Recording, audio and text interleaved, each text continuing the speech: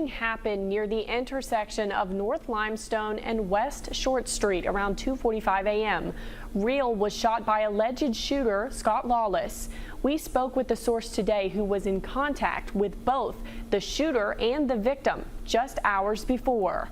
Minglewood is on the corner of North Limestone. That's where Grace Adkins was working Saturday night. Before she left work, she says alleged shooter Scott Lawless came into the restaurant for a job interview. I've met him on Thursday night outside of Crossing, and I was like, come in to where I work, have some food, and he actually did last night. She said that during the interview, her friend Kevin Real stopped by. Adkins told us that Real and Lawless were the last two people to leave the restaurant. She didn't see either of them for the rest of the night. She only communicated with Real over the phone. So the last thing I texted him was like 12:45 after I'd, hey, I'll catch up with you later. And just hours later, Real was shot and killed, just steps away from where she was. And then upon leaving downtown, realized just like, okay, I haven't been to like Molly's or Crossings yet tonight.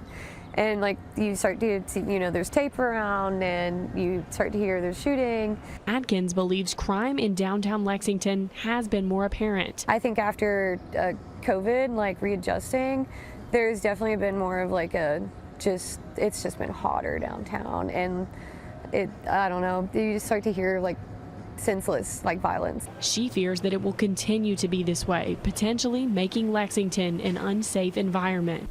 Since the homicide, Lawless has been arrested and charged with murder. He is currently being held at the Fayette County Detention Center. In Lexington, Lucy Bryson, WKYT.